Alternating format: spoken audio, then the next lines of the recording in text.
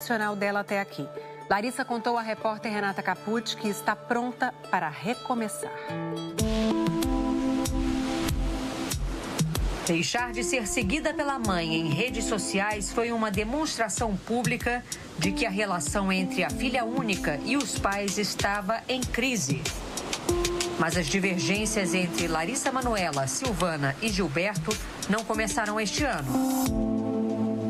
A partir do momento em que eu fiz 18 anos e que eu entendi que era o mínimo saber um pouco do meu negócio, do que eu estava provendo durante todos esses anos, né? Larissa Manoela! 22 anos de idade, 18 de carreira e um currículo que impressiona. 5 novelas, 5 musicais, 11 filmes. Larissa também canta, gravou 3 álbuns. Somando suas redes sociais, são mais de 80 milhões de seguidores. E as marcas surfam nessa popularidade. Atualmente, ela tem contrato como embaixadora de 6 grifes nacionais e internacionais. No auge do sucesso, feliz com o noivo, o também ator André Luiz Frambach. Larissa se vê obrigada a dar explicações sobre sua intimidade. Estava insuportável para mim ouvir tantas mentiras, tanta deturpação, tanta distorção das histórias. Conflitos que, segundo ela, nada tem a ver com o noivo. Hoje ele é a minha escolha, é o meu parceiro de vida, meu noivo. A gente deseja construir esse futuro, mas toda essa situação se deu antes dele entrar na minha vida. Criança prodígio, Larissa Manoela começou a ganhar dinheiro muito cedo trabalhando como modelo.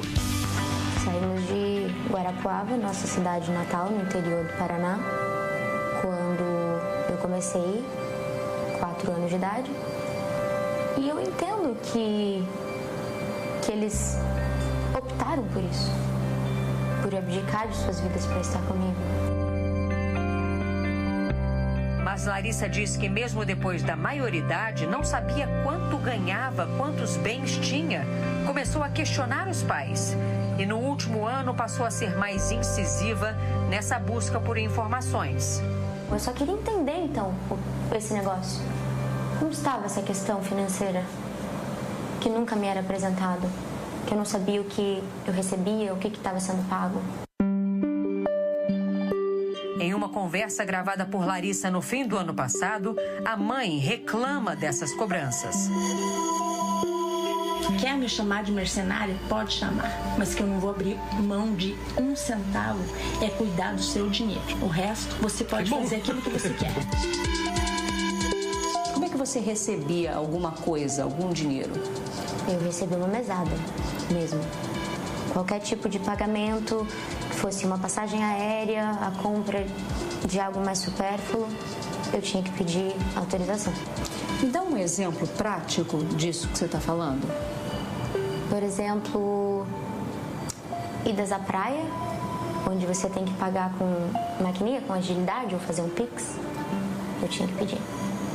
Pedir dinheiro aos seus pais para, por exemplo, comprar uma tomar um refrigerante, uma água de coco na praia. Sim. A gente está falando de R$10? Sim. Larissa apresentou ao Fantástico uma troca de mensagens com a mãe em outubro do ano passado, pouco depois do fim da novela das 6, Além da Ilusão, em que tinha sido protagonista. A atriz pede R$10 para pagar um milho na praia. Silvana responde dizendo que não há saldo na conta da filha e manda os R$10 para o Pix do vendedor. Um mês depois, Larissa pede dinheiro ao pai neste áudio. Aí, pai, você consegue fazer uma transferência para minha conta para eu pagar um milho, um sorvete, um mate aqui na praia, por favor? Era muito difícil entender. E eu me sentia incapaz. Será que eu realmente sou essa pessoa? Larissa Manoela buscou então um escritório de advocacia e pediu ao contador os contratos sociais das 3 empresas das quais era sócia. A primeira, da Lari, aberta pelos pais quando ela tinha 13 anos em outubro de 2014, para gerir a carreira da filha, todos os contratos, os pagamentos. A empresa também concentra a maior parte do patrimônio adquirido ao longo da vida profissional da atriz. Nesta outra gravação, feita por Larissa no fim do ano passado, o pai e a mãe afirmam que os três tinham cotas iguais, de 33% nesta empresa. É tudo holding, minha filha. E a holding ela é igual a da Lari, 33, 33, 33? Sim. É. Entendi. E quando eu descobri que essa porcentagem, ela não estava no papel, assim como me era alegado em conversas. Qual era? 2%. Que você tinha. E eles 98%. Exato. A segunda empresa só foi aberta em junho de 2020, quando ela tinha 19 anos. Desta vez, a empresa pertencia só a Larissa, mas uma cláusula dizia que os pais tinham plenos poderes para tomar decisões sem prévia autorização da filha. Eu era a única sócia, mas eles eram 100% administradores dessa empresa. Então, por isso que eu era só comunicada. Eles podiam decidir, assinar e se comprometer por mim. E a terceira empresa é uma holding dividida em 3 partes iguais, criada em maio do ano passado para reunir todo o patrimônio que estava na primeira empresa, o que nunca aconteceu, segundo Larissa. Os únicos imóveis da holding seriam uma mansão e um terreno adjacente na Barra da Tijuca, Rio de Janeiro. Os 2 bens teriam sido adquiridos em junho do ano passado com o dinheiro da venda de um dos imóveis que os pais tinham no exterior.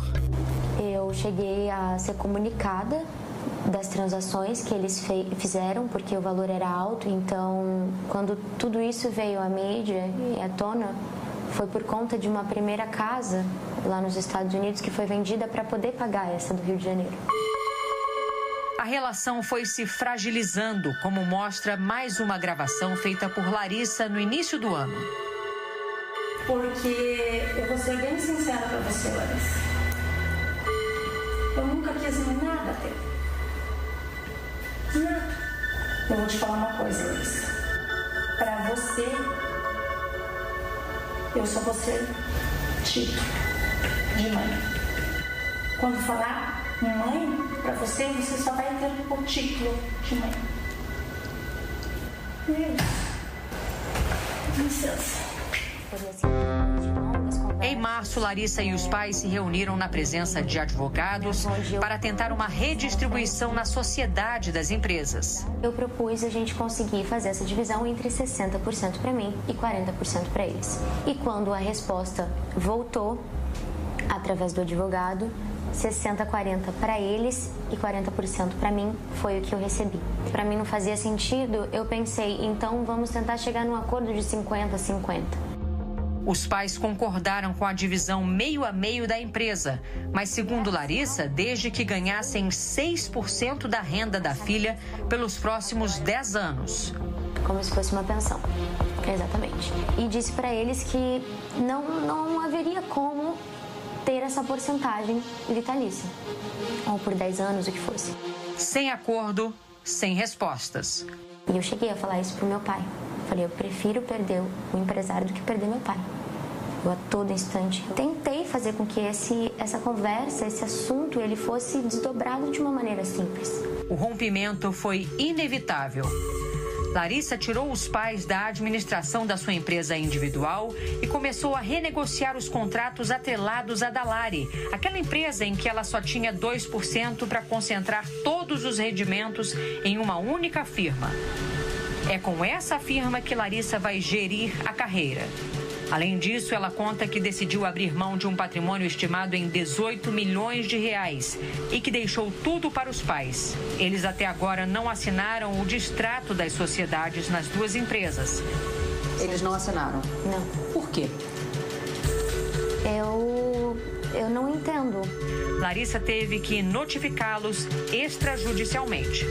A minha decisão de abrir mão de todo o meu negócio é porque eu tenho a plena certeza de que o meu caminho ele vai me trazer grandes conquistas. Eu tenho só 22 anos. Você não vai entrar na justiça para reaver seu patrimônio?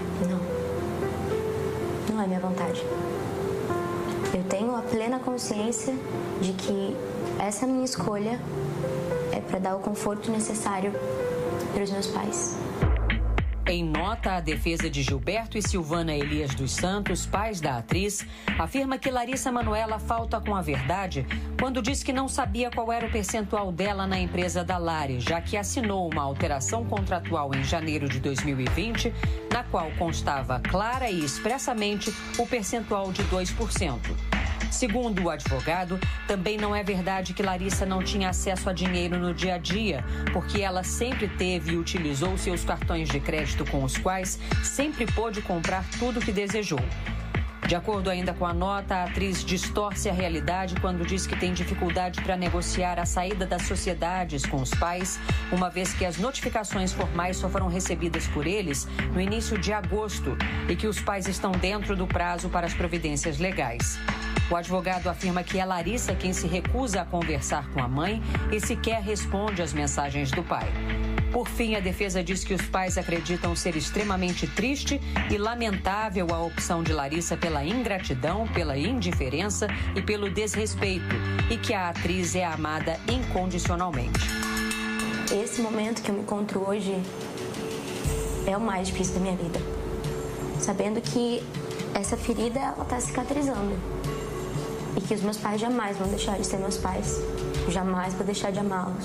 Essa situação pode ser revertida? Eu quero acreditar. Eu acho que se o meu erro for acreditar, eu vou seguir errando.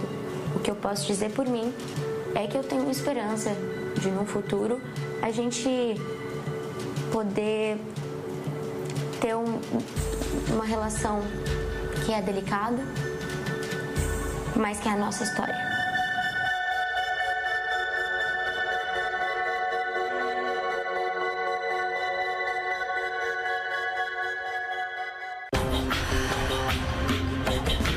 A seguir os gols